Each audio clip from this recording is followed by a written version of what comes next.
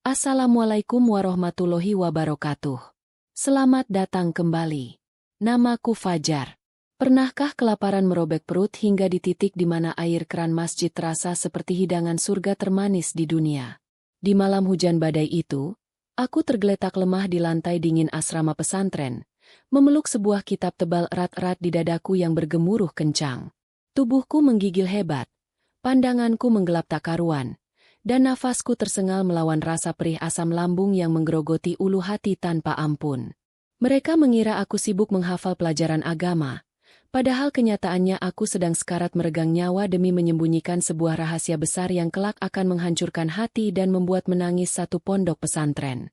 Inilah awal mula rentetan malapetaka yang merenggut separuh jiwaku.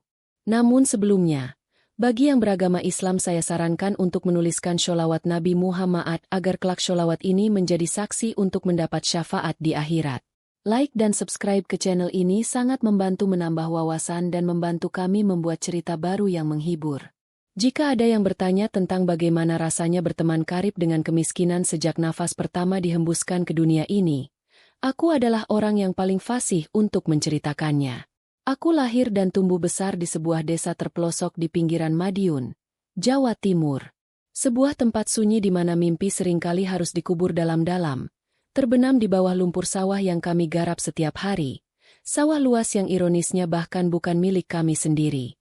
Bapakku hanyalah seorang buruh tani harian yang tenaganya dibayar sangat murah.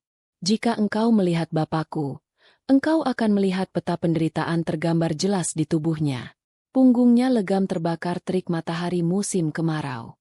Telapak tangannya begitu kasar dan pecah-pecah seperti tanah tandus yang merindukan tetesan air hujan. Upahnya dari mencangkul seharian penuh sama sekali tidak seberapa. Uang itu hanya cukup untuk memastikan bahwa pada hari itu kami masih bisa menanak nasi di dapur.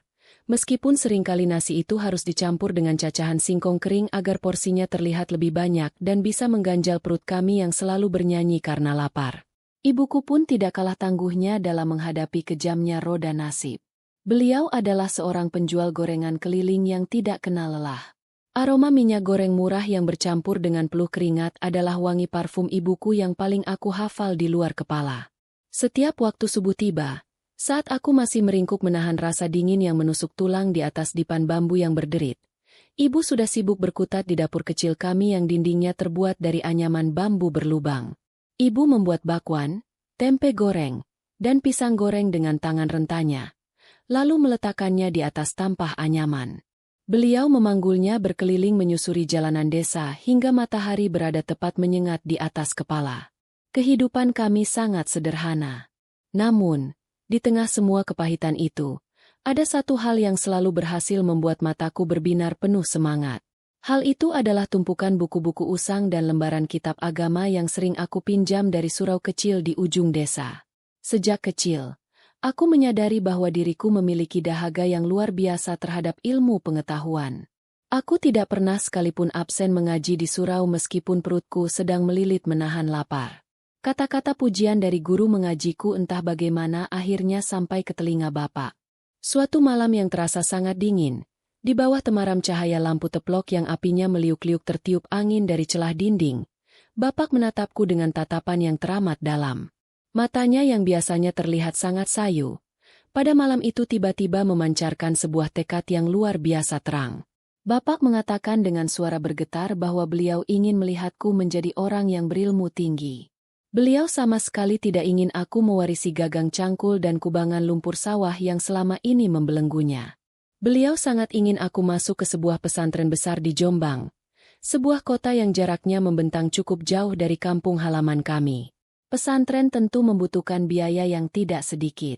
Dari mana kami bisa mendapatkan uang kertas untuk membayar biaya pendaftaran dan bulanan? Sementara untuk makan sehari-hari saja kami seringkali harus berpuasa sunnah demi menghemat persediaan beras.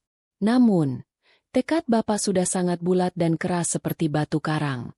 Bapak memegang pundakku dan mengatakan bahwa pendidikan adalah satu-satunya pedang yang bisa memutus rantai kemiskinan yang telah lama membelenggu leher keluarga kami. Bapak meyakinkanku dengan sepenuh hati bahwa Allah tidak akan pernah menutup mata dan membiarkan hambanya yang berniat tulus menuntut ilmu terlantar di jalanan. Keesokan harinya, Bapak melakukan sebuah tindakan yang membuat dadaku terasa sesak hingga hari ini. Kami hanya memiliki seekor kambing betina, sebuah tabungan bernyawa yang sengaja dipelihara dengan susah payah oleh ibu untuk berjaga-jaga. Pagi itu, Bapak menuntun kambing tersebut keluar dari kandangnya. Bapak mengelus kepala kambing itu agak lama seolah sedang meminta maaf. Sebelum akhirnya menuntunnya berjalan kaki menuju pasar hewan yang jaraknya belasan kilometer melintasi perbukitan. Di pasar hewan yang sangat ramai, Bapak berdiri termenung di sudut. Beliau mencoba menawarkan satu-satunya harta kami kepada para tengkulak yang lewat. Aku melihat dari balik pohon randu bagaimana Bapak harus merendahkan suaranya, memohon dengan sangat agar kambing kami dibeli dengan harga yang pantas untuk ongkosku pergi. Uang lembaran yang sudah lusuh, kotor, dan berbau amis itu akhirnya diterima Bapak dengan kedua belah tangan yang terlihat bergetar hebat. Bapak melipat uang itu dengan sangat hati-hati. Beliau memasukkannya ke dalam saku celana komprangnya yang sudah memudar warnanya, lalu mengikat pinggangnya kuat-kuat dengan kain sarung agar uang itu tidak jatuh.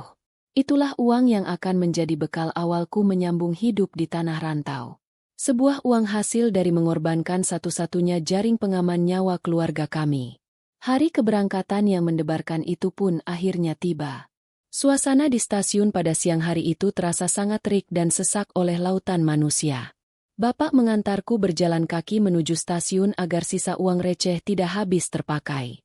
Aku melangkah gontai menenteng tas plastik berisi pakaian dan kitab kusam. Di peron stasiun, Bapak tiba-tiba berjongkok tepat di hadapanku. Beliau memperhatikan dengan saksama sepasang sepatu kanvas yang sedang aku kenakan. Sepatu itu sudah dalam kondisi yang sangat menyedihkan. Bagian ujungnya sudah menganga lebar seperti mulut buaya, memperlihatkan jari kakiku yang kotor, dan sol karetnya sudah sangat tipis nyaris rata menyentuh aspal. Tanpa mengucapkan sepatah kata pun dari mulutnya, Bapak mulai melepas sepatu bot karet tuanya sendiri. Setelah melepas sepatunya, Bapak beralih ke arah kakiku dan melepaskan sepatu kanvasku yang sudah rusak parah itu. Aku kebingungan dan secara refleks mencoba menarik kakiku mundur. Namun cengkeraman tangan Bapak di pergelangan kakiku sangat kuat menahan. Bapak lalu memakaikan sepatu kanvasku yang robek itu ke kakinya sendiri, dan kemudian menyodorkan sepatu bot karet tuanya ke arahku. Aku menolak dengan keras dan menggelengkan kepala. Aku berteriak pelan bahwa aku tidak mungkin membiarkan Bapak memakai sepatu yang ujungnya sudah jebol itu untuk bekerja seharian di sawah yang penuh dengan cangkang keong tajam dan duri beracun. Namun Bapak menatapku tajam dengan mata yang mulai berkaca-kaca menahan air mata. Beliau memaksaku untuk memasukkan kakiku ke dalam sepatu bot karet itu tanpa boleh membantah sedikit pun. Bapak kemudian berdiri dan menepuk pundakku dengan tangan kasarnya yang bergetar hebat. Suaranya terdengar sangat serak saat beliau akhirnya mulai berbicara. Bapak mengatakan dengan lembut bahwa beliau mungkin akan sering merasa kelaparan saat bekerja mengayunkan cangkul di sawah di bawah sengatan terik matahari.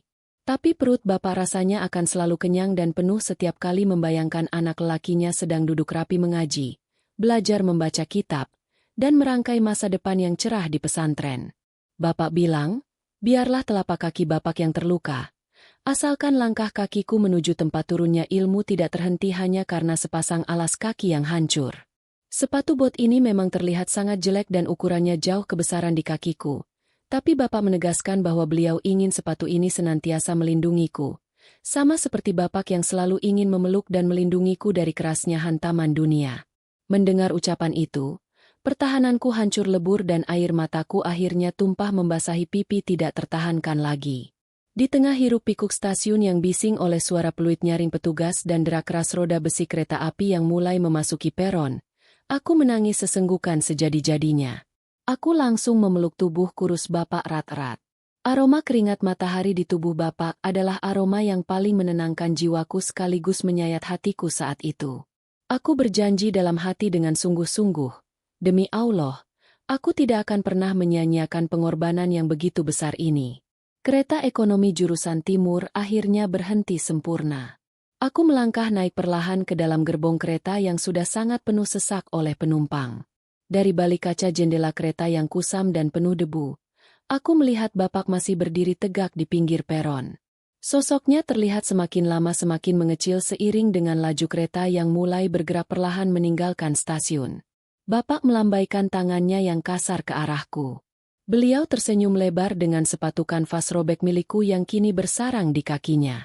Di dalam gerbong kereta yang terasa panas dan pengap ini, aku hanya bisa menundukkan kepala, memandangi sepatu bot karet kebesaran di kakiku dengan pandangan kabur oleh air mata, dan terus mengulang kata alhamdulillah tanpa henti di dalam hati atas karunia kasih sayang Bapak yang tidak ada batasnya. Perjalananku memburu ilmu baru saja dimulai hari ini, membawa beban harapan keluarga yang sangat besar dan berat menumpuk di atas pundakku yang masih rapuh ini. Pesantren tempatku menimba ilmu terletak di daerah Jombang, Jawa Timur. Sebuah tempat sakral yang menjadi kawah candra di muka bagi ribuan santri dari berbagai pelosok negeri yang datang dengan satu tujuan, yaitu mencari ridho dari Sang Pencipta.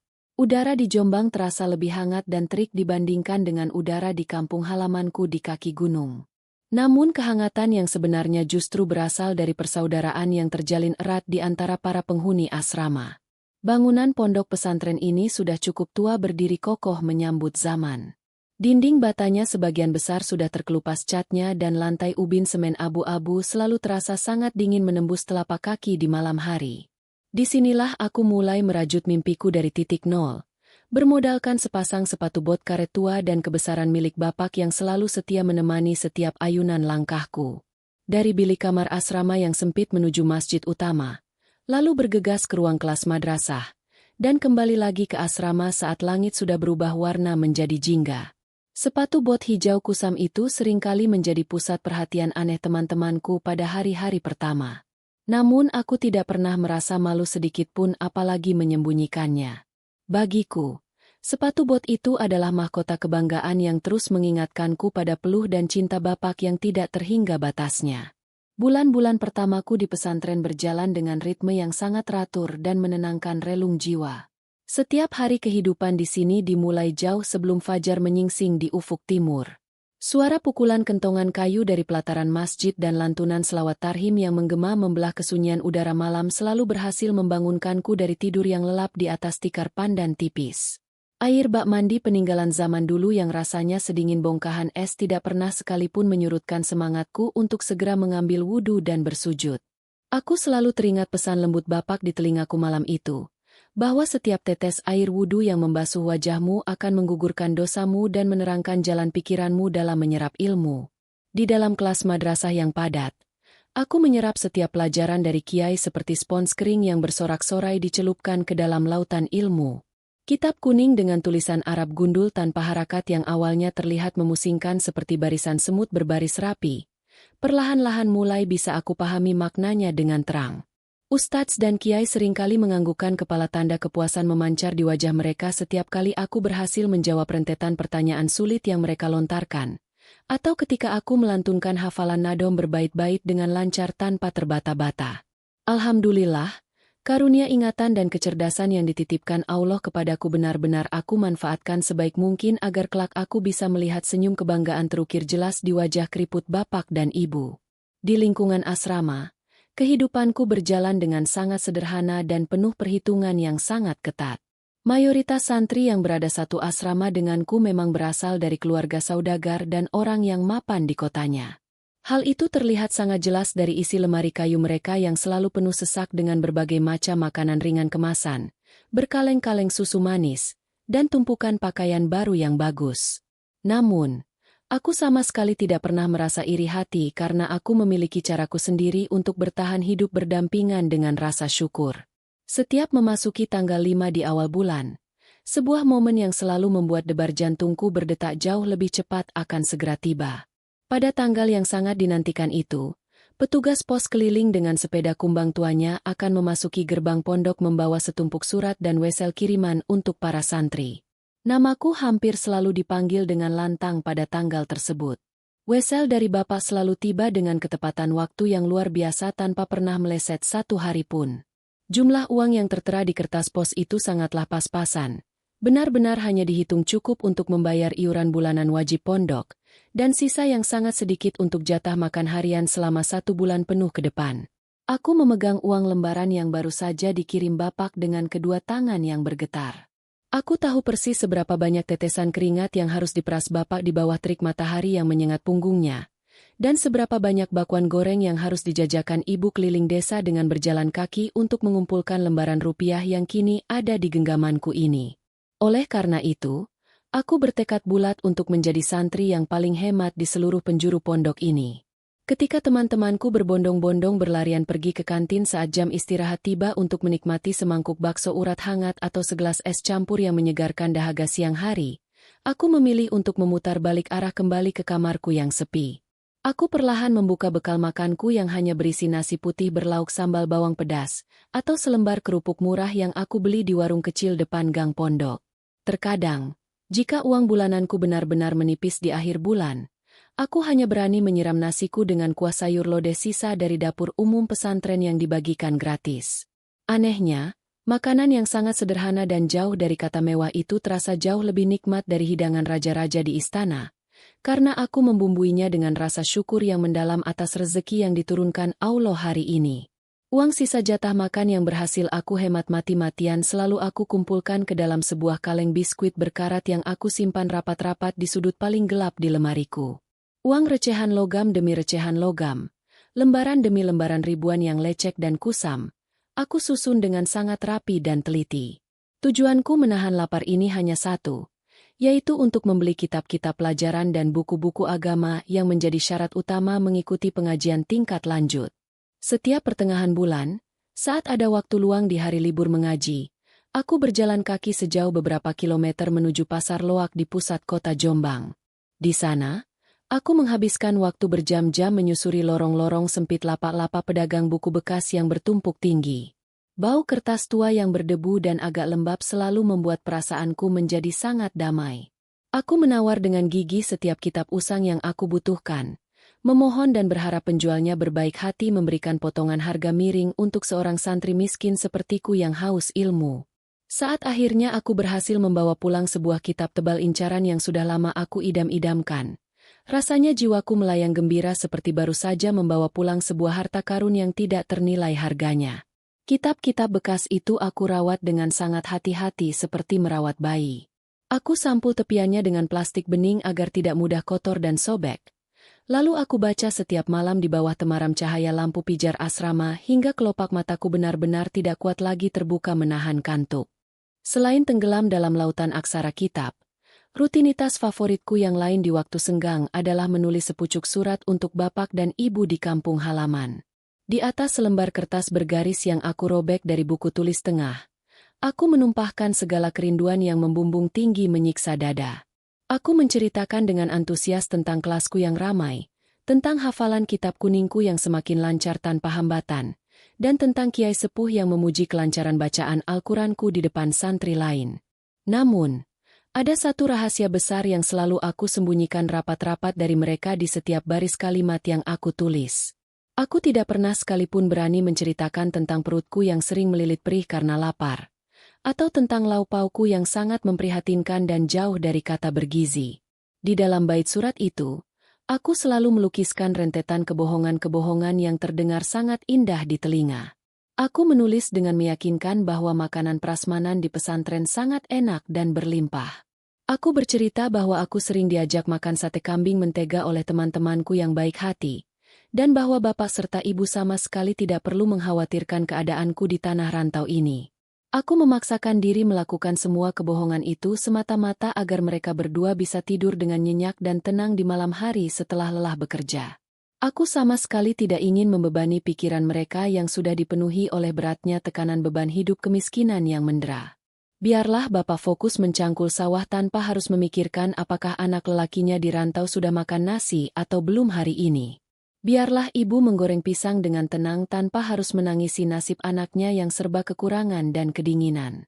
Bagiku, memastikan hati mereka berdua tenang adalah wujud baktiku yang paling nyata dari jarak sejauh ini. Aku sering membayangkan ibu sedang duduk membacakan suratku untuk bapak di beranda gubuk reot kami saat senja menyapa. Lalu mereka berdua tersenyum lega sambil mengusap wajah dan mengucap syukur kepada Allah atas keselamatan dan keadaanku yang seolah-olah sangat makmur dan baik-baik saja. 6 bulan pertama berlalu dengan kecepatan yang sama sekali tidak terasa olehku. Semuanya berjalan lancar seperti air sungai jernih yang mengalir tenang tanpa bebatuan terjal. Aku sangat menikmati setiap detik perjuanganku di tempat suci ini. Walaupun hidup dalam belenggu kesederhanaan yang mencekik leher, jiwaku terasa sangat kaya raya oleh tabungan ilmu dan kehangatan persahabatan. Teman-temanku yang berasal dari keluarga kaya tidak pernah memandang rendah atau meremehkan keberadaanku. Mereka justru seringkali mencoba menyelipkan dan berbagi makanan enak denganku. Namun aku hampir selalu menolaknya dengan senyum dan bahasa yang halus. Aku mengatakan sambil tertawa bahwa perutku sudah sangat kenyang sehabis makan besar. Padahal kenyataannya cacing-cacing di dalam lambungku sedang meronta-ronta ganas meminta jatah makanan untuk dicerna. Aku melakukan penolakan itu murni karena aku ingin menjaga kehormatanku dan tidak ingin terbiasa menengadahkan tangan mengharapkan belas kasihan kepada orang lain. Bapak selalu menasihatiku sebelum berangkat bahwa harga diri seorang laki-laki terletak pada kemampuannya untuk mandiri dan pantang menjadi benalu yang merepotkan kehidupan sekitarnya. Setiap kali rasa lelah dari padatnya jadwal pesantren dan rindu rumah datang menyergap pikiran di keheningan malam, aku selalu mengambil kitab tebalku. Aku memeluknya erat-erat menempel di dada, dan memejamkan mata perlahan. Dalam kegelapan pejamanku itu, aku selalu bisa melihat lukisan wajah teduh bapak dan senyum tulus ibu yang menguatkan. Wajah-wajah penuh cinta itulah yang menjadi bahan bakar utamaku untuk terus melangkah maju menembus setiap rintangan yang menghadang di depan mata. Aku tidak pernah membayangkan sedikitpun bahwa ketenangan indah yang aku rasakan di 6 bulan pertama ini pada hakikatnya hanyalah sebuah ilusi. Sebuah ketenangan sesaat yang menjelma menjadi jeda sunyi sebelum datangnya badai topan yang sangat dahsyat menghantam kehidupanku. Sebuah badai ujian luar biasa yang kelak akan menguji batas kewarasanku sebagai manusia, mengeringkan seluruh cadangan air mataku, dan meremukkan benteng pertahananku hingga jatuh tersungkur ke titik yang paling nadir. Waktu terus berjalan maju tanpa ampun, mendekati pergantian bulan ke-7. Membawa serta sebuah misteri kebisuan yang begitu mencekam yang akan mengubah arah jalan hidupku untuk selama-lamanya. Memasuki bulan ke-7, udara di atas langit pondok pesantren Jombang terasa lebih gerah dan menyengat dari bulan-bulan biasanya. Angin kemarau yang kering mulai berhembus kencang membawa debu jalanan yang menempel di dinding asrama. Seperti rutinitas bulanan yang sudah mendarah daging di tempat ini, setiap tanggal 5 adalah hari raya kecil bagi para santri perantauan sepertiku. Sejak usai sholat duha, aku sudah merapikan peci hitam dan sarung kesayanganku. Aku duduk bersila di teras asrama bersama puluhan teman lainnya yang wajahnya berbinar-binar penuh harap. Kami semua menajamkan telinga, menunggu suara derit rem sepeda kumbang tua milik Pak Pos keliling yang selalu membawa angin surga berupa wesel kiriman dari keluarga. Petugas keamanan pondok mulai mengambil pengeras suara masjid dan membacakan nama-nama penerima wesel dengan lantang. Satu persatu temanku melompat kegirangan saat nama mereka menggema membelah udara panas siang itu. Aku terus menunggu dengan sabar di tempat dudukku. Tanganku meremas ujung sarung hingga kusut, sementara jantungku berdebar sangat kencang. Namun, hingga tumpukan amplop di atas meja kayu itu habis tidak bersisa, namaku sama sekali tidak pernah disebut oleh petugas. Pak Pos mengayuh sepedanya pergi meninggalkan pelataran pesantren, menyisakan rongga kosong yang terasa sangat dingin di dadaku. Aku mencoba menenangkan diri dengan menarik napas dalam-dalam. Aku berusaha keras memelihara prasangka baik kepada Allah di dalam hati, berpikir bahwa barangkali wesel Bapak terlambat dikirim karena antrean panjang di kantor pos Madiun, atau barangkali Bapak sedang sangat sibuk memanen padi di sawah Juragan sehingga belum sempat pergi meminjam sepeda ontel untuk ke kota. Hari demi hari merangkak sangat lambat bagaikan siput yang berjalan tertatih-tatih di atas bebatuan panas. Tanggal 10 akhirnya terlewati dengan keheningan yang sangat menyiksa relung jiwa. Tidak ada wesel pos yang datang menyapa namaku. Tidak ada pula sepucuk surat balasan dari ibu yang biasanya menceritakan hangatnya suasana dapur di gubuk reot kami. Celengan kaleng biskuit berkarat di sudut lemariku kini benar-benar sudah kosong melompong. Aku sudah mengorek setiap sudutnya berkali-kali, namun tidak ada satu keping koin pun yang tersisa untuk sekadar membeli sekerat singkong rebus di kantin. Perutku mulai melilit hebat setiap kali lonceng waktu makan siang berbunyi. Cacing-cacing di dalam lambungku seolah sedang melakukan pemberontakan besar-besaran menuntut hak mereka untuk mencerna makanan. Pada malam-malam yang dingin menyengat kulit, aku terpaksa menelan ludah berkali-kali saat mencium aroma sedap mie instan rebus rasa soto yang sedang diseduh oleh teman-teman satu kamarku. Mereka seringkali menawariku dengan senyum tulus, menyodorkan mangkuk mereka yang masih mengepulkan asap hangat tepat di depan wajahku. Namun ego dan harga diriku sebagai anak laki-laki bapak selalu tampil sebagai pemenang. Aku menolaknya dengan bahasa yang sehalus mungkin, beralasan bahwa perutku masih sangat kenyang atau aku sedang tidak enak badan sehingga pantang makan makanan yang keras. Padahal, hanya Allah yang tahu betapa tubuhku bergetar hebat menahan rasa lapar yang luar biasa menyiksa dan merobek-robek setiap sel di tubuhku. Kecemasanku semakin membumbung tinggi menyentuh atap kewarasan ketika minggu ketiga di bulan ketujuh itu tiba. Ketakutanku mulai berubah wujud menjadi teror malam yang nyata dan mencekik leher. Karena tidak tahan lagi dengan rasa penasaran yang membunuh ini, aku memberanikan diri meminjam beberapa keping uang logam dari seorang teman terdekatku dengan alasan yang sangat mendesak.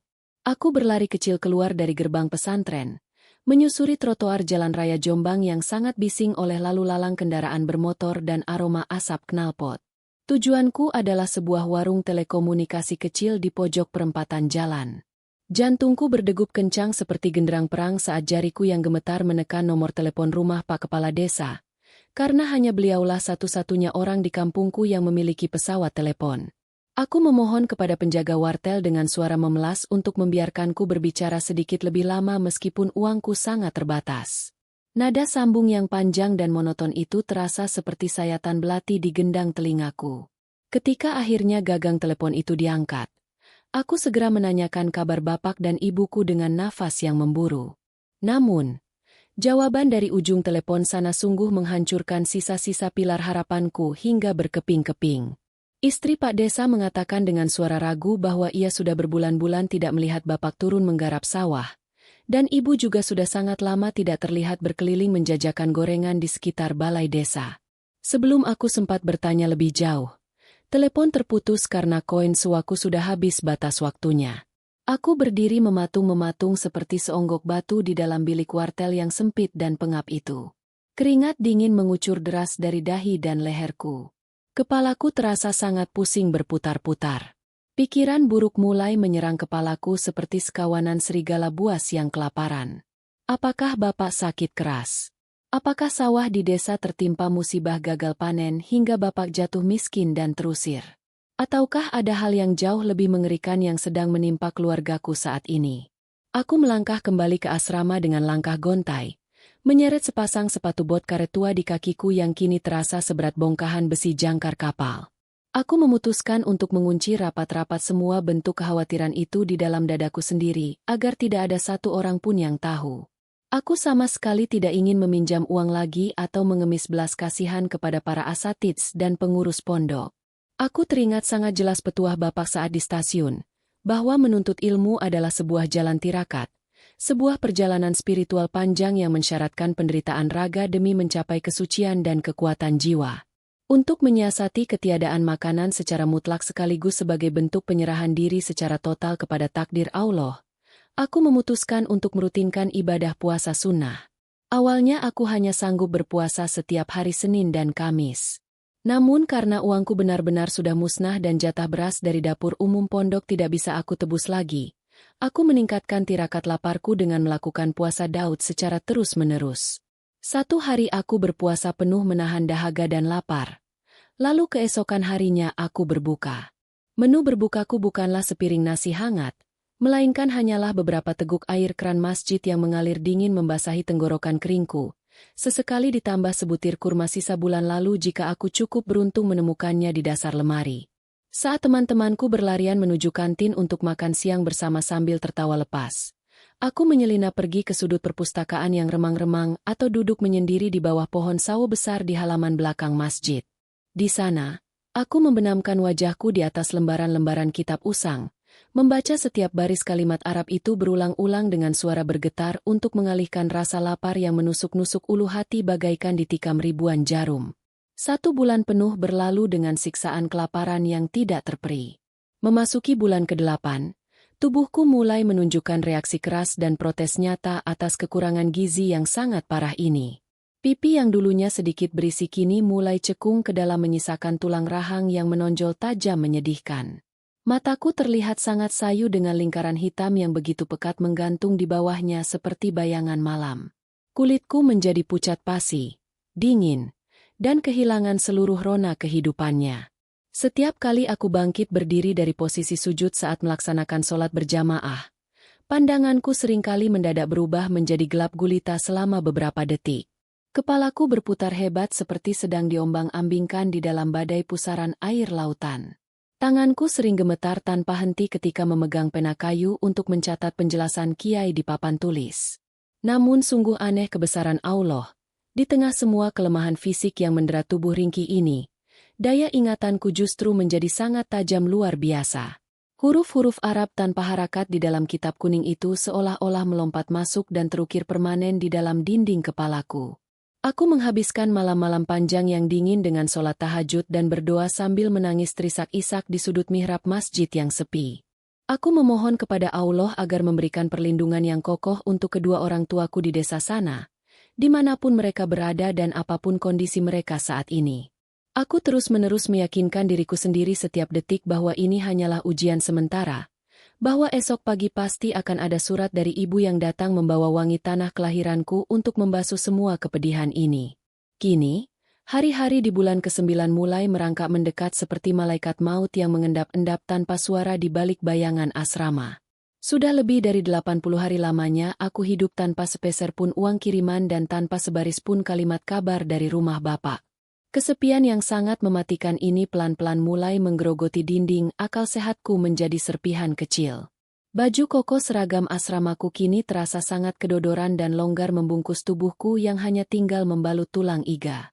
Sepatu bot karet hijau bapak yang dulunya sangat kebesaran, kini terasa semakin longgar dan sering terlepas dari kakiku yang semakin mengurus-kurus. Setiap tarikan nafasku terasa sangat berat, berbunyi, dan menyakitkan dada. Aku sering terbangun secara paksa di tengah malam buta karena cairan asam lambungku naik tiba-tiba, membakar kerongkongan hingga aku terbatuk-batuk mengeluarkan cairan bening yang rasanya sangat pahit mencekik. Pada titik terendah ini, aku sudah berhenti berharap pada kedatangan Pak Pos dengan sepeda kumbangnya. Setiap kali suara derit rantai sepeda pos itu terdengar di depan gerbang pesantren, aku hanya menundukkan kepala dalam-dalam, memejamkan mata rapat-rapat, dan menutup kedua telingaku kuat-kuat agar tidak lagi merasa hancur karena kecewa. Aku telah menelan bulat-bulat rasa laparku, menyembunyikannya secara sempurna di balik senyum palsu saat berpapasan dengan guru dan lantunan ayat suci di dalam masjid.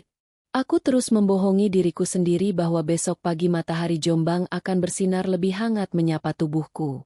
Namun aku sama sekali tidak menyadari bahwa awan hitam pekat sedang berkumpul tepat di atas kepalaku, menandakan bahwa puncak dari segala penderitaan ini sedang mengintip dengan tajam dan bersiap untuk menerkam leherku di malam ujian besar yang paling menentukan di depan mata. Malam itu, langit di atas kota Jombang seolah ikut menangisi nasibku yang kian terpuruk dalam jurang penderitaan tanpa dasar. Hujan badai turun dengan sangat beringas, menghantam atap seng asrama pondok pesantren dengan suara gemuruh yang memekakkan telinga. Kilat menyambar-nyambar di angkasa, membelah kegelapan malam dengan cahaya putih yang menyilaukan mata, disusul oleh suara guntur yang menggetarkan kaca-kaca jendela kamarku. Angin malam yang berhembus kencang dari arah pegunungan melintasi wilayah Kediri, hingga sampai ke pelataran pondok kami terasa sangat menusuk tulang. Udara dingin itu merayap masuk melalui celah-celah ventilasi kayu yang rapuh, menyergap tubuhku yang kini hanya tinggal membalut tulang. 3 bulan sudah berlalu tanpa ada satu lembar pun wesel atau sepucuk surat dari bapak dan ibu di kampung. 3 bulan yang terasa seperti kurungan penjara neraka, di mana setiap detiknya adalah siksaan kelaparan yang menggerogoti setiap inci kewarasanku. Di ruang tengah asrama, teman-teman satu angkatanku sedang berkumpul membentuk lingkaran besar di atas karpet merah yang hangat. Malam ini adalah malam tasyakuran kecil-kecilan dari salah seorang santri tajir yang baru saja menerima kiriman uang saku berlebih dari orang tuanya. Aroma semerbak ayam goreng bumbu rempah, kehangatan uap dari panci sayur sop daging sapi yang mengepul, dan tumpukan kerupuk udang yang renyah benar-benar menyiksa penciumanku tanpa ampun. Suara tawa renyah mereka, denting sendok yang beradu dengan piring kaca, dan gurauan riang tentang betapa lezatnya hidangan malam itu menembus dinding bilikku bagaikan ribuan anak panah beracun yang ditancapkan tepat ke tengah ulu hatiku. Aku bersembunyi di balik pintu kayu kamarku yang agak lapuk, mengintip dari celah kecil dengan pandangan mata yang nanar dan kabur. Perutku berbunyi sangat keras, meliuk-liuk berontak dengan kejam. Rasa perih yang amat sangat mulai membakar lambungku. Seakan-akan ada segenggam bara api yang sengaja dimasukkan paksa ke dalam perut kosongku. Asam lambungku naik dengan cepat, mencekik kerongkongan hingga aku harus membekap mulutku sendiri dengan kedua belah tangan agar suara rintihanku tidak terdengar oleh mereka yang sedang berpesta. Tidak kuat lagi menahan siksaan yang mematikan ini, aku memutuskan untuk menyelinap keluar kamar lewat pintu belakang. Aku menembus derasnya tirai hujan yang membeku, membiarkan butiran air sebesar kerikil menghantam wajah dan bahuku yang gemetar hebat. Sepatu bot karet hijau milik bapak yang masih setia kupakai ini berdecit-decit menginjak genangan air lumpur di halaman pondok. Tujuanku malam ini hanyalah satu, yaitu tempat wudhu di pelataran masjid utama pesantren yang sepi dan gelap. Aku berjongkok dengan susah payah di depan deretan keran air yang berlumut, menahan tubuhku yang oleng karena pandanganku terus-menerus berkunang-kunang. Tanganku yang pucat pasi dan bergetar hebat mulai memutar keran berkarat itu. Aliran air sumur tanah yang sangat dingin mengucur deras. Tanpa mempedulikan apapun lagi, aku menadahkan kedua telapak tanganku, mengumpulkan air mentah itu, dan meminumnya dengan sangat rakus. Tegukan demi tegukan air dingin itu meluncur melewati tenggorokanku yang kering kerontang. Rasanya sangat ngilu saat air dingin itu menghantam dinding lambungku yang sudah terluka parah. Aku meminum air keran itu sebanyak-banyaknya, berharap volume air yang masuk bisa menipu cacing-cacing kelaparan di dalam perutku dan memberikan ilusi rasa kenyang sementara. Namun, yang terjadi justru sebaliknya. Lambungku menolak menerima air sedingin es itu dalam jumlah besar. Rasa kram yang luar biasa dahsyat tiba-tiba menyerang seluruh bagian perutku. Aku jatuh tersungkur di atas lantai keramik basah tempat wudhu, meringkuk sambil memegangi perutku yang terasa seperti diiris-iris oleh ribuan belati tajam. Dengan sisa-sisa tenaga yang masih tersimpan di ujung nafas, aku merangkak perlahan-lahan menjauhi tempat wudhu. Aku menyeret langkah kakiku kembali menuju asrama, menembus lorong-lorong gelap yang hanya diterangi oleh kilatan petir.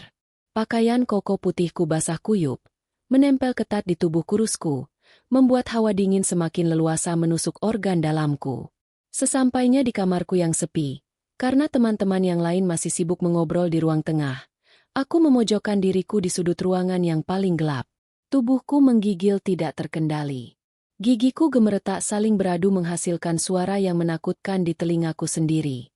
Untuk mengalihkan rasa sakit yang nyaris mencabut nyawaku malam itu, aku mengulurkan tanganku yang kaku ke arah tumpukan buku di atas meja kayu reot. Aku mengambil sebuah kitab tebal beraksara Arab gundul yang selalu menemaniku belajar selama ini.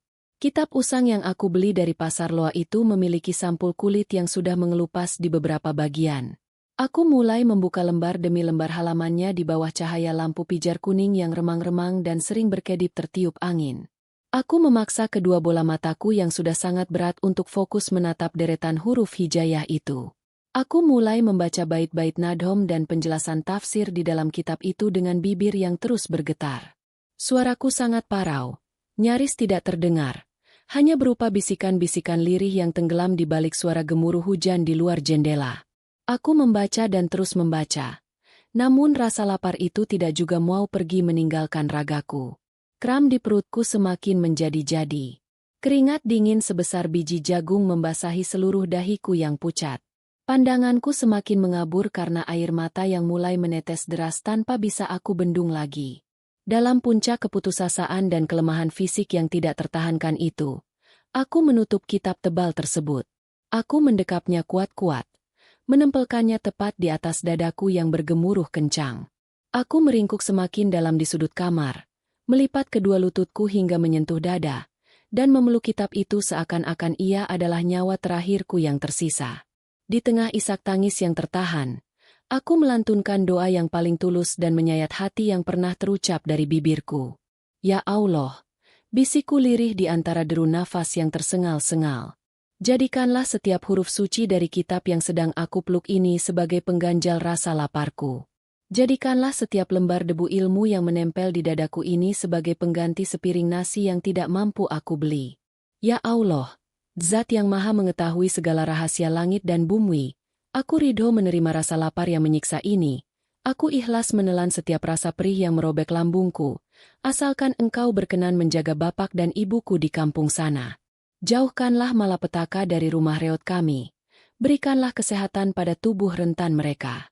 Jika rasa sakitku malam ini adalah tebusan untuk senyum dan keselamatan mereka esok hari, maka lipat gandakanlah rasa sakit ini pada diriku, ya Allah. Ampunilah segala dosa-dosaku, dan turunkanlah rahmat-Mu kepada orang tuaku. Aku terus mengulang-ulang doa itu dalam ratapan sunyi yang menyayat kalbu. Air mata bercampur dengan keringat dingin terus mengalir membasahi sampul kitab yang ada dalam dekapanku. Di dalam kepalaku, wajah bapak yang sedang tersenyum memakaikan sepatu botnya di stasiun waktu itu terus berputar-putar seperti sebuah kaset rusak, menjadi satu-satunya sau penahan agar aku tidak kehilangan kesadaranku. Malam itu terasa seolah tidak akan pernah memiliki ujung. Aku bertarung sendirian melawan kematian yang perlahan-lahan menggerogoti tubuhku dari dalam. Aku tahu dengan pasti bahwa esok pagi tepat saat fajar menyingsing, sebuah ujian besar sedang menantiku. Besok adalah jadwal ujian lisan hafalan kita paling krusial di depan kiai sepuh dan seluruh guru besar pesantren.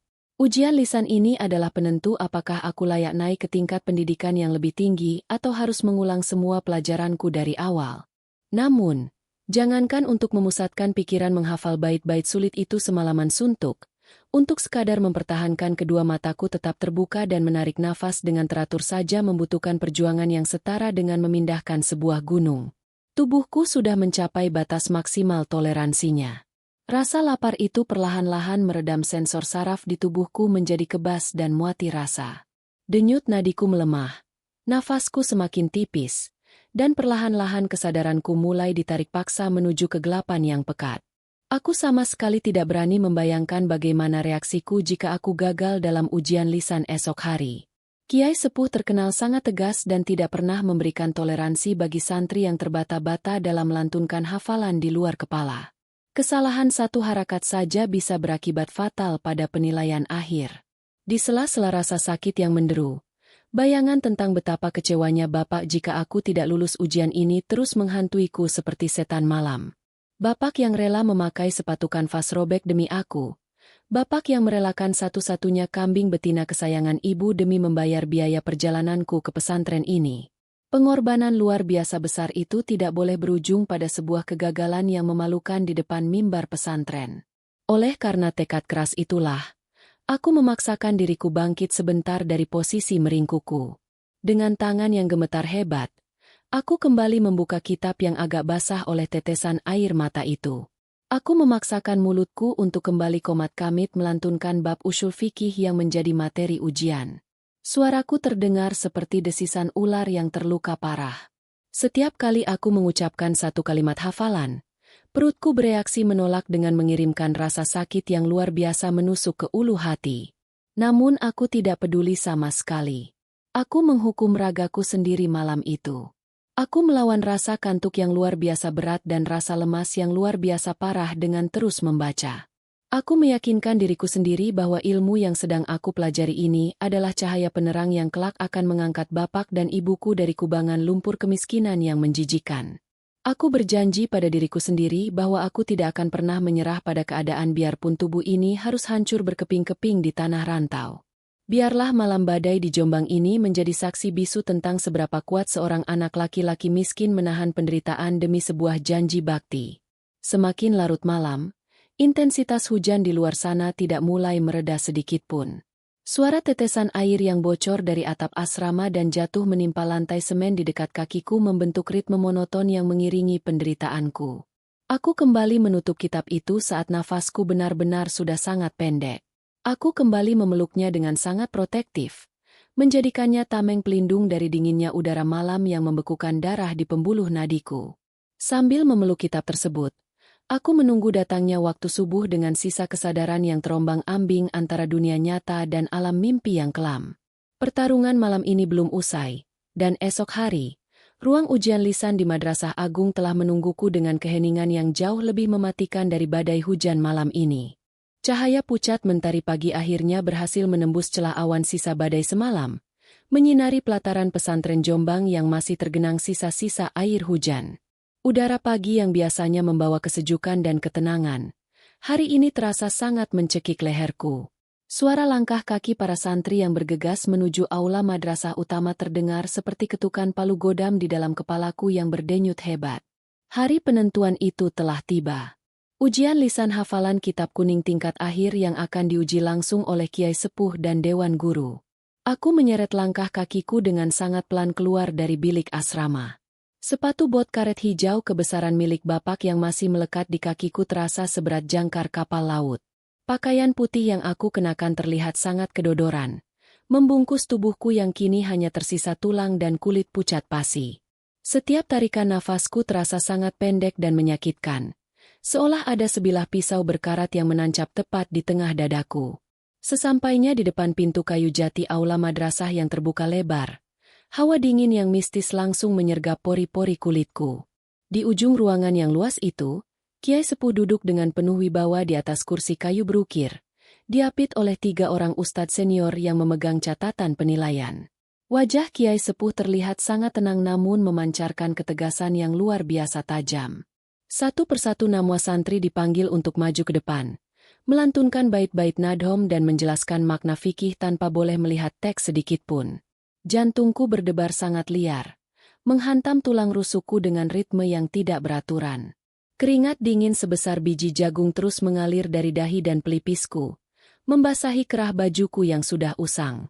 Tanganku yang menyembunyikan getaran hebat terus meremas ujung sarung dengan sangat kuat. Aku memejamkan mata berulang kali, mencoba mengusir kabut hitam yang terus-menerus menutupi pandanganku akibat perut yang kosong melompong selama berhari-hari. Hingga akhirnya, suara bariton ustadz senior menggema membelah keheningan aula, menyebut namaku dengan sangat lantang untuk segera maju ke depan mimbar. Aku menelan ludah yang terasa sangat pahit bagaikan empedu. Dengan mengucap bismillah di dalam hati yang paling dalam, aku melangkah tertatih-tatih maju ke tengah ruangan. Semua mata santri yang hadir di dalam aula itu tertuju padaku. Mereka mungkin heran melihat kondisi tubuhku yang sangat menyedihkan dan wajahku yang nyaris tidak memiliki rona kehidupan sama sekali. Aku berdiri menundukkan kepala di hadapan Kiai Sepuh. Beliau menatapku dengan sorot mata yang sulit untuk diartikan, lalu memberikan instruksi untuk mulai melantunkan bab mualamalah dari kitab tebal yang selama ini menjadi teman tidurku. Aku menarik nafas panjang yang terasa sangat berat, lalu mulai membuka mulutku. Suaraku keluar dengan sangat parau dan bergetar hebat, terdengar seperti suara ranting kering yang patah terinjak kaki. Bait demi bait hafalan mulai meluncur dari bibirku yang kering dan pecah-pecah. Pada 10 menit pertama, aku masih mampu merangkai ingatan di kepalaku dengan cukup baik meskipun perutku melilit dengan kejam. Namun, saat memasuki bait yang paling rumit dan membutuhkan penjelasan panjang lebar, pertahananku mulai runtuh. Pandanganku yang awalnya hanya berkunang-kunang, kini perlahan-lahan berubah menjadi gelap gulita. Siluet Kiai Sepuh di depanku memudar menjadi bayangan abu-abu yang tidak beraturan. Telingaku mendadak berdenging sangat keras, menenggelamkan suaraku sendiri. Rasa sakit di lambungku tiba-tiba meledak hebat, seakan-akan organ dalamku sedang diperas dan dihancurkan menjadi debu. Di pertengahan kalimat hafalanku, suaraku terputus secara tiba-tiba. Aku kehilangan keseimbangan secara total. Tubuhku yang sudah sangat rapuh ini limbung ke depan. Lututku menghantam lantai ubin aula madrasah dengan suara benturan yang sangat keras. Aula yang tadinya sunyi senyap mendadak pecah oleh suara pekikan kaget para santri dan ustadz. Tubuhku ambruk sepenuhnya ke lantai dingin itu. Kesadaranku nyaris musnah tertelan kegelapan pekat. Namun, di detik-detik terakhir sebelum mataku benar-benar tertutup, refleks tanganku masih berusaha menggapai kitab tebal yang terlempar beberapa jengkal dari tubuhku. Jari-jariku yang kaku menggores lantai, berusaha menarik kitab itu ke dalam dekapanku, karena aku takut kitab itu kotor dan Bapak akan kecewa melihatnya. Setelah itu, dunia benar-benar menjadi gelap total dan aku tidak mengingat apapun lagi. Aku tidak tahu berapa lama aku pingsan. Saat aku perlahan-lahan membuka kelopak mataku yang terasa lengket dan sangat berat, penciumanku langsung disambut oleh aroma tajam minyak kayu putih dan bau obat-obatan. Aku menyadari bahwa aku tidak lagi berada di lantai aula madrasah yang dingin, melainkan sudah terbaring lemah di atas ranjang besi ruang kesehatan pondok pesantren. Kepalaku masih terasa berputar-putar seperti gasing, dan pandanganku masih buram. Sayup-sayup. Aku mendengar suara isak tangis yang tertahan dari arah pintu. Saat pandanganku mulai jelas, aku melihat beberapa teman satu asramaku berdiri mengelilingi ranjangku dengan mata yang sembab dan merah. Bahkan ada seorang ustadz muda yang berdiri mematung di sudut ruangan sambil mengusap air matanya dengan ujung sapu tangan. Aku mencoba bangkit dan bertanya dengan suara berbisik yang serak tentang apa yang sedang terjadi. Kenapa mereka semua menangis menatapku dengan pandangan penuh rasa kasihan yang sangat menyayat hati? Salah satu teman terdekatku, seorang anak saudagar kaya dari kota Malang, melangkah maju mendekatiku. Tangannya gemetar hebat memegang sebuah buku tulis usang dan setumpuk kertas bergaris yang sangat aku kenal. Jantungku seakan berhenti berdetak saat itu juga. Itu adalah kertas-kertas dari dalam lemariku. Temanku itu bercerita dengan suara tersendat-sendat di sela isak tangisnya. Ia mengatakan bahwa saat aku ambruk tak sadarkan diri di ruang ujian, kepanikan luar biasa melanda seluruh isi madrasah. Ustadz segera memerintahkan mereka untuk membawaku ke ruang kesehatan. Karena pakaianku basah oleh keringat dingin dan butuh diganti, Ustadz menyuruh teman-temanku untuk berlari ke kamarku dan membuka lemari kayuku untuk mengambil baju ganti dan mencari minyak kayu putih. Namun, saat pintu lemari reotku itu terbuka paksa, pemandangan yang mereka temukan di dalamnya benar-benar menghancurkan hati siapa saja yang melihatnya. Mereka tidak menemukan tumpukan makanan, tidak menemukan kaleng biskuit berisi camilan, dan tidak menemukan satupun barang berharga. Yang mereka lihat hanyalah botol-botol plastik bekas air mineral yang kosong, sejajar rapi di sudut lemari. Botol-botol itu adalah saksi bisu caraku menipu rasa lapar selama berbulan-bulan dengan meminum air keran mentah dari masjid. Dan yang paling membuat pertahanan air mata mereka jebol, adalah saat mereka menemukan tumpukan surat yang sudah rapi tertulis namun belum sempat dikirimkan karena aku tidak punya biaya perangko. Temanku itu memegang salah satu surat terakhir yang aku tulis untuk bapak dan ibu. Surat yang sengaja aku letakkan paling atas dengan harapan suatu saat nanti aku memiliki uang receh untuk mengirimkannya lewat pos. Dengan suara bergetar dan air mata yang terus mengalir membasahi pipinya, temanku itu membacakan isi suratku di depan ruangan yang hening dan mencekam itu. Assalamualaikum Bapak Ibu. Fajar di pondok alhamdulillah sehat walafiat. Bapak tidak perlu khawatir. Di sini Fajar makan enak terus setiap hari. Teman-teman Fajar sangat baik. Sering mengajak makan sate kambing dan nasi pecel yang sangat lezat. Bapak, tolong jangan paksa kerja keras kalau punggung Bapak sedang sakit. Fajar sama sekali tidak butuh uang jajan tambahan. Uang kiriman Bapak bulan lalu masih sangat banyak sisa di lemari. Fajar cuma ingin dengar suara Bapak dan Ibu. Fajar rindu sekali dengan masakan gorengan Ibu. Bapak jaga kesehatannya. Jangan memikirkan Fajar di sini. Fajar janji akan segera pulang membawa keberhasilan untuk Bapak dan Ibu. Mendengar surat itu dibacakan secara langsung, ruangan kesehatan itu meledak oleh suara tangisan yang sangat memilukan. Teman-temanku yang biasanya terlihat ceria dan sering bercanda kini tertunduk lesu meratapi kebohongan suci yang aku tulis. Mereka menyadari betapa bodohnya mereka selama ini, tertipu oleh senyum palsuku di setiap waktu makan siang, tertipu oleh alasan penolakanku saat mereka menawari makanan enak. Mereka menangis sejadi-jadinya melihat kondisi tubuhku yang kurus kering seperti mayat hidup, terbaring lemah di atas ranjang dengan perut yang kosong melompong selama puluhan hari demi menjaga harga diri dan menutupi kenyataan pahit dari keluarga di kampung.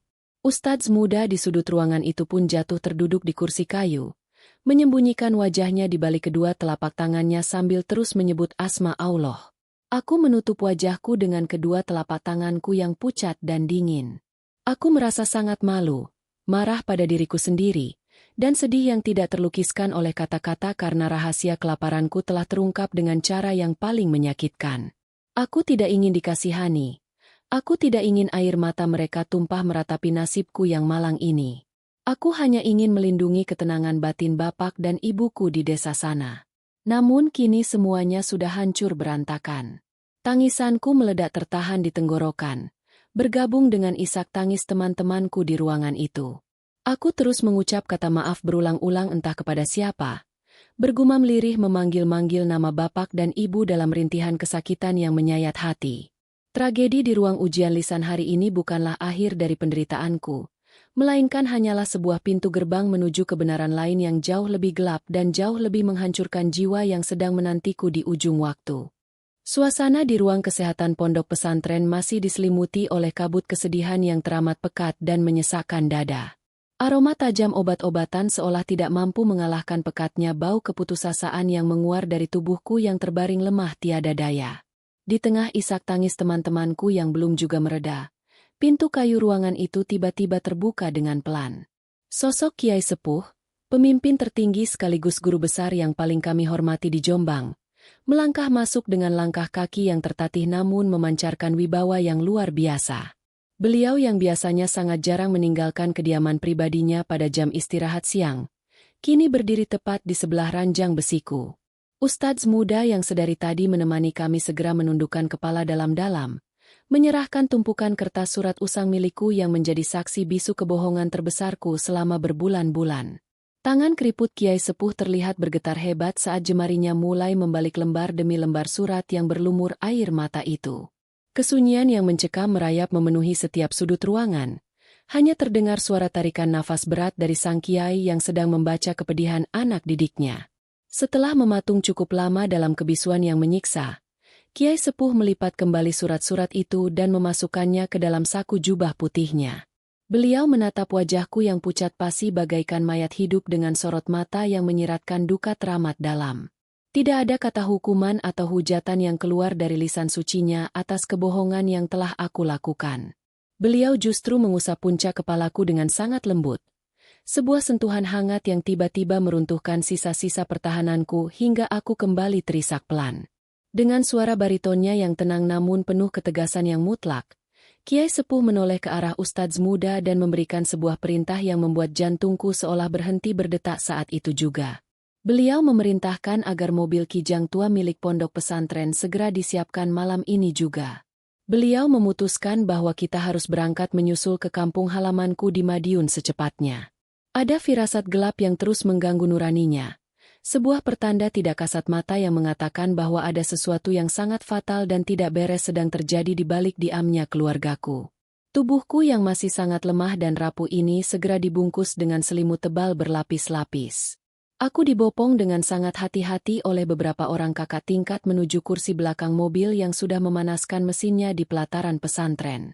Perjalanan malam membelah gelapnya aspal menuju pinggiran Kabupaten Madiun terasa bagaikan sebuah perjalanan panjang menuju liang lahat.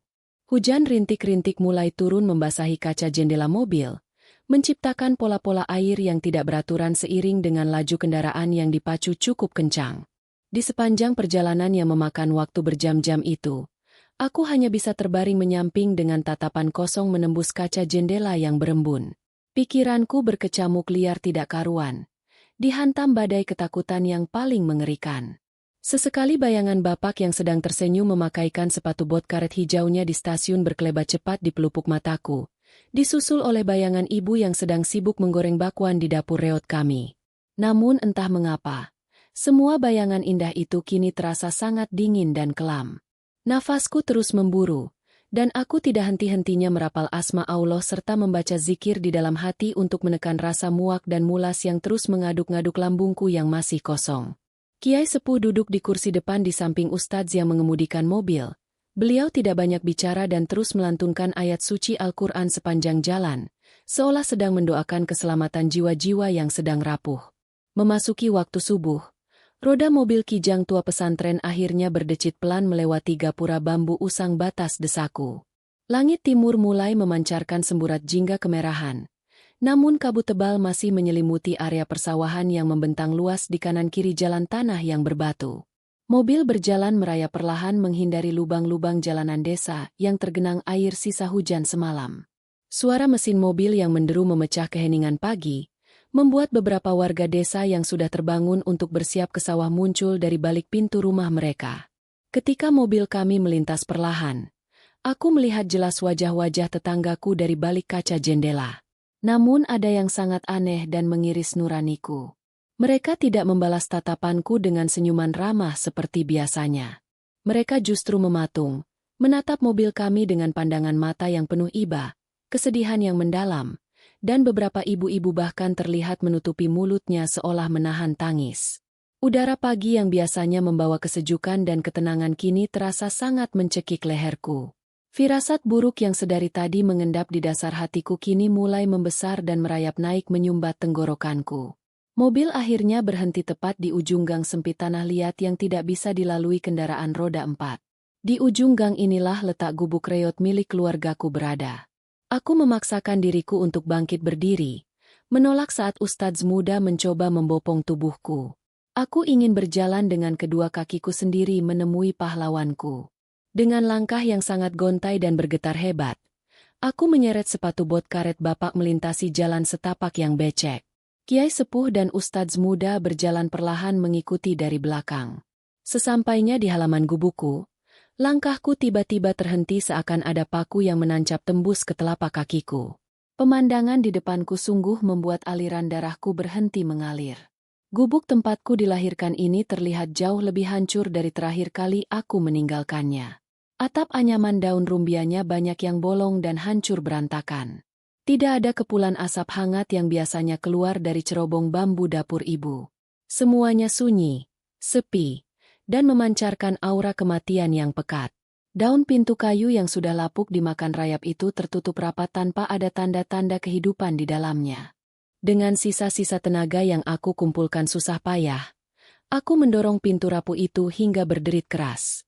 Suasana di dalam gubuk sangat remang-remang dan berbau apak bercampur dengan aroma tajam obat-obatan generik yang sangat murah. Pandanganku menyapu seluruh penjuru ruangan sempit itu, dan jantungku seolah ditarik paksa keluar dari rongga dadaku saat itu juga. Di sudut ruangan dekat jendela kayu yang tertutup, aku melihat ibuku. Namun beliau tidak sedang berdiri menyambut kepulanganku. Beliau duduk tidak berdaya di atas sebuah kursi roda kayu yang terlihat sangat kasar. Sebuah kursi roda sederhana hasil buatan tangan tetangga yang berbaik hati. Tubuh ibu yang dulunya tegap memanggul tampah gorengan kini menyusut drastis menjadi sangat kurus kering dan ringkih. Wajahnya sangat pucat, cekung, dan dipenuhi gurat penderitaan yang sangat menyiksa. Kedua kakinya terlihat dibebat oleh kain kusam dan sama sekali tidak bisa digerakkan. Mendengar suara pintu terbuka, ibu mengangkat kepalanya perlahan.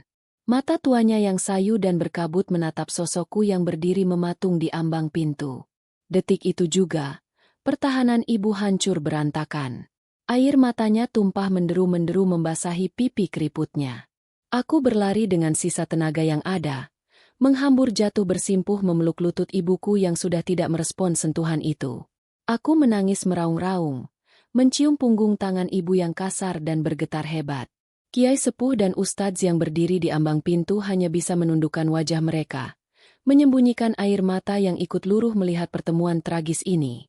Di sela-sela tangisku yang menyesakkan dada, aku mencoba mengatur nafasku yang tersengal-sengal untuk melontarkan satu pertanyaan yang sedari tadi menyiksa kewarasanku. Di mana Bapak? Kenapa Ibu duduk di kursi roda?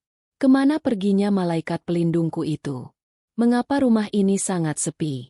Rentetan pertanyaan itu keluar dengan suara parau dan putus-putus dari bibirku yang gemetar. Mendengar nama Bapak disebut, tangis ibu semakin pecah menjadi-jadi, terdengar sangat histeris dan menyayat setiap lapis langit di desa itu. Ibu merengkuh kepalaku, memeluknya erat-erat ke dadanya yang bergemuruh menahan rasa sakit tak berujung. Dalam pelukan yang dipenuhi derai air mata dan keputusasaan itu, ibu akhirnya mulai membuka suara, membongkar sebuah rahasia besar yang selama ini dikunci rapat-rapat dari duniaku. Dengan suara serak dan terbata-bata yang terdengar seperti sayatan sembilu di gendang telingaku, ibu mengatakan bahwa Bapak sudah tiada. Bapak telah berpulang ke hadapan Allah 2 bulan yang lalu. Dunia di sekelilingku seketika runtuh menimpa kepalaku berkali-kali lipat. Pandanganku menggelap. Udara di dalam gubuk ini mendadak hilang tidak tersisa membuatku tercekik hebat. 2 bulan yang lalu. Berarti selama ini aku hidup bergelimang harapan palsu dan menahan lapar sembari mendoakan seseorang yang sudah terbujur kaku di bawah tanah. Ibu bercerita sambil terus terisak bahwa Bapak mengalami kecelakaan kerja yang sangat fatal di persawahan milik juragan. Kaki Bapak tertembus cangkul berkarat yang menancap sangat dalam. Karena tidak ada sepeser pun uang untuk pergi berobat ke puskesmas desa, luka itu dibiarkan saja dan hanya dibalut dengan dedaunan seadanya. Infeksi parah menyebar dengan sangat cepat menggerogoti tubuh kurusnya. Bapak yang sudah sangat kelelahan bekerja keras tanpa asupan gizi yang cukup akhirnya tumbang, mengalami demam tinggi, dan kejang-kejang hingga akhirnya menghembuskan nafas terakhirnya di atas dipan bambu tempatku biasa tidur. Seminggu setelah kepergian Bapak, ibu yang kelelahan dan terus menangisi kepergian suaminya tiba-tiba jatuh pingsan saat berjualan, menderita serangan penyakit yang merenggut fungsi kedua kakinya untuk selama-lamanya. Aku berteriak sekencang-kencangnya, meremas ujung bajuku sendiri seakan ingin merobek-robek isi dadaku. Mengapa? Mengapa tidak ada satu orang pun yang mengirimkan kabar kematian Bapak kepadaku? Mengapa aku dibiarkan menjadi anak durhaka yang tidak mendoakan jenazah Bapak di samping liang lahatnya? Mengapa semua orang di desa ini tega membungkam mulut mereka? Saat itulah, ibu menatapku dengan mata yang sangat merah dan bengkak. Beliau mengucapkan kalimat yang akan terus menghantui setiap hela nafasku sampai detik ini. Kalau anak ibu tahu bapaknya sudah tiada dan ibunya lumpuh tidak berdaya, kamu pasti akan langsung pulang dan putus sekolahmu. Biarlah ibu yang menanggung seluruh dosa berbohong ini di hadapan Allah. Asalkan anak ibu di sana bisa tetap diam dan menjadi orang berilmu yang kelak doanya bisa menjadi penerang kuburan bapakmu di surga. Mendengar alasan yang sangat menghancurkan jiwa itu, kewarasanku benar-benar tercabut dari akarnya. Aku meronta, memukulkan tanganku ke lantai tanah yang dingin, meratapi betapa bodohnya diriku yang sibuk memeluk kitab demi menahan lapar. Sementara pahlawan hidupku telah meregang nyawa menahan sakit tanpa ada anak lelakinya di sampingnya. Ruang waktu terasa berhenti berdetak, menguburku hidup-hidup di dalam jurang penyesalan dan kesedihan yang nyaris membuatku gila. Malam ini, aku kehilangan separuh jiwaku dengan cara yang paling menyayat hati, tercekik oleh cinta orang tua yang pengorbanannya melampaui batas-batas logika akal sehat. Pagi itu, langit di atas desa pinggiran Madiun seolah enggan menampakkan keceriaannya. Awan abu-abu menggantung rendah dan pekat, menyelimuti persawahan luas yang menjadi saksi bisu tumpahnya keringat Bapak. Setelah tangisku mereda di pangkuan ibu yang duduk lemas di atas kursi roda kayunya, Kiai Sepuh memintaku untuk membasuh wajah. Beliau mengatakan bahwa air mata penyesalan tidak akan mampu mengembalikan jiwa yang telah berpulang ke pangkuan Sang Ilahi. Namun, doa dari seorang anak yang soleh adalah satu-satunya penerang yang paling dinantikan oleh mereka di alam barzah. Dengan langkah gontai dan diiringi oleh ustadz muda, aku berjalan menuju pemakaman umum desa di lereng bukit kecil. Jalan setapak menuju makam itu sangat licin, terjal, dan dipenuhi lumpur pekat sisa hujan badai semalam. Aku masih mengenakan sepatu bot karet hijau kebesaran Bapak, warisan berharga yang melekat membalut kakiku. Setiap kali ujung sepatu bot itu menginjak lumpur, hatiku menjerit pedih mengingat Bapak pernah melangkah susah payah menggunakan sepatu kanvas robekku demi memastikan aku bisa duduk nyaman di gerbong kereta api menuju Jombang. Sesampainya di pemakaman kuno yang dikelilingi pepohonan Kamboja, udara pagi terasa mencekam tulang rusuk. Kiai Sepuh berjalan mendahuluiku menyibak ilalang basah. Beliau lalu menunjuk ke gundukan tanah merah di sudut pemakaman yang sepi. Tidak ada nisan puala mengkilap atau taburan bunga mawar harum di sana. Makam pahlawan hidupku itu hanyalah gundukan tanah liat basah yang ditandai potongan kayu jati kasar di ujung kepala dan kakinya. Nama Bapak diukir seadanya dengan belati di atas permukaan kayu berlumut itu. Melihat pusara sunyi itu, kedua kakiku seolah kehilangan tulang belulangnya. Aku jatuh berlutut seketika di samping makam tanah merah tersebut. Aku sama sekali tidak peduli dengan lumpur yang mengotori celana sarung lusuhku. Aku menundukkan tubuh dalam-dalam, memeluk gundukan tanah basah itu erat-erat dengan tanganku, seakan aku sedang memeluk tubuh Bapak yang hangat. Tanah pekuburan itu terasa sangat dingin saat menempel di pipiku. Namun rasa itu tidak ada apa-apanya dibandingkan rasa beku yang mencabik kewarasanku saat itu. Tangisku pecah membelah kesunyian makam bergema di antara pepohonan bisu. Aku membawa kitab tebal beraksara Arab gundul dari balik bajuku. Kitab usang yang berbulan-bulan menjadi temanku menahan siksaan kelaparan di asrama pondok. Aku meletakkan kitab itu hati-hati di atas pusara Bapak. Aku menempelkan dahiku di atas sampul kitab sambil memanggil nama Bapak. Dengan suara parau yang tersendat isak tangis, aku membisikkan penyesalan yang tidak berujung. Bapak, anakmu sudah pulang.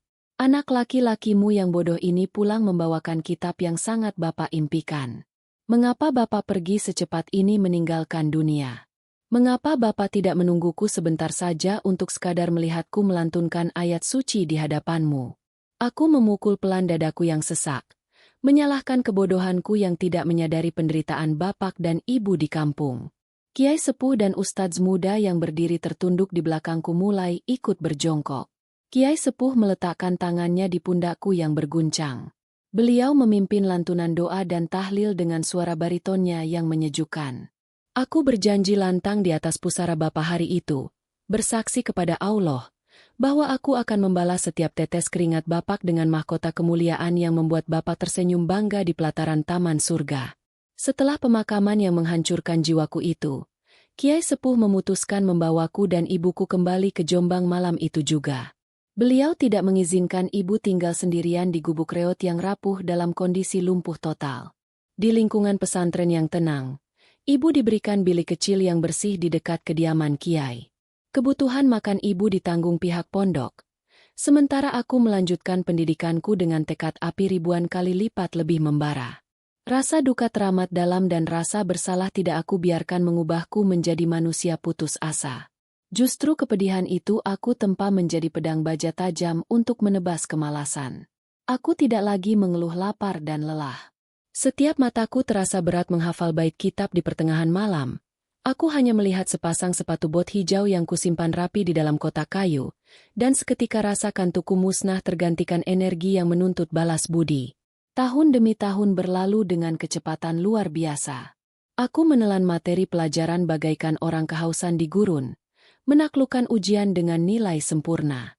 Para kiai seringkali menggelengkan kepala kagum melihat kecepatan pemahamanku yang melampaui kewajaran santri pada umumnya. 10 tahun kemudian, waktu bekerja dengan misterius menghapus sebagian luka bernanah di masa laluku, menggantinya dengan sejarah baru yang ditulis tinta emas perjuangan. Hari ini adalah hari paling bersejarah dalam hidupku. Matahari bersinar cerah di atas langit Universitas Islam Negeri paling megah di Kota Malang. Bangunan aula raksasa dengan kubah arsitektur luar biasa dipenuhi ribuan pasang mata. Ribuan mahasiswa dan orang tua hadir dengan pakaian rapi terbaik. Aroma bunga mawar dan melati dari kalung wisuda memenuhi udara ruangan pendingin yang sejuk. Tepuk tangan menggema memantul di dinding aula berlapis marmer. Aku berdiri tegak membusung di balik tirai panggung utama. Aku mengenakan jubah toga kebesaran hitam legam dengan selempang beludru bertuliskan predikat lulusan sarjana terbaik.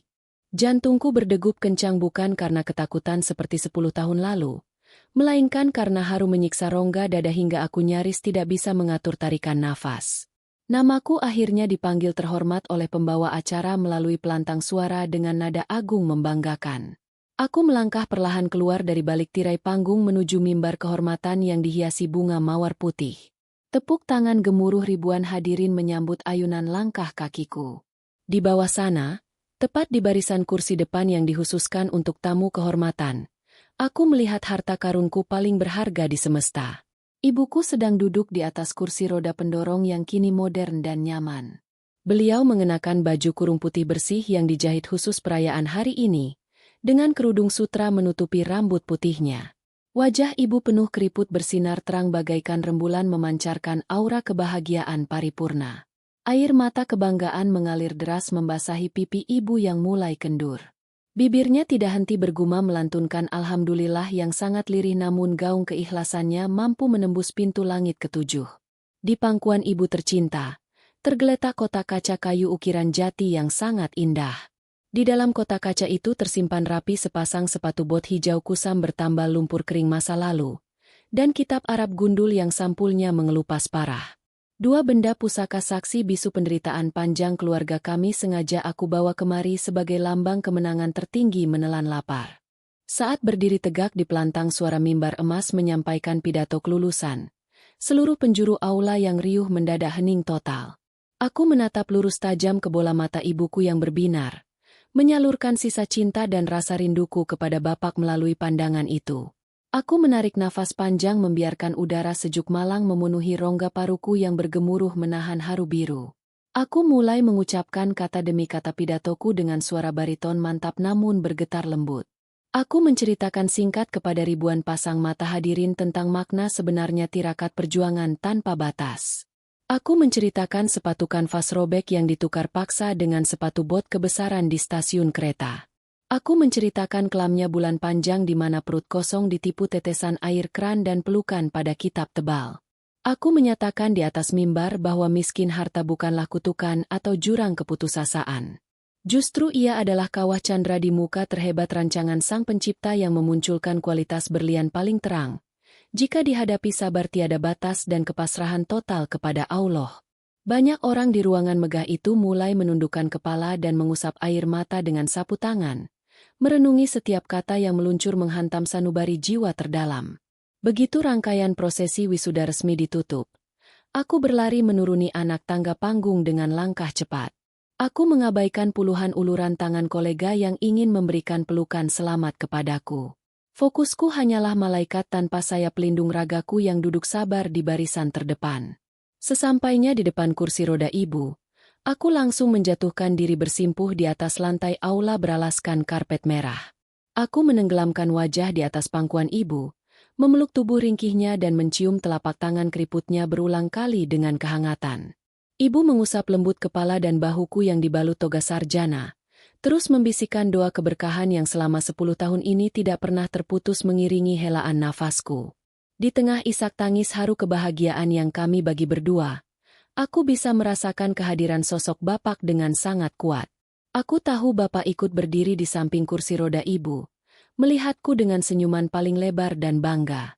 Pengorbanan nyawa Bapak dan kelumpuhan fisik ibu telah terbayar lunas tanpa sisa hari ini dengan kehormatan gelar ilmu yang tidak akan pernah lapuk oleh gerusan zaman.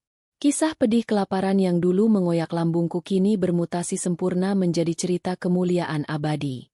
Cerita keteguhan hati yang selamanya menerangi masa depanku yang kini terbentang luas bercahaya.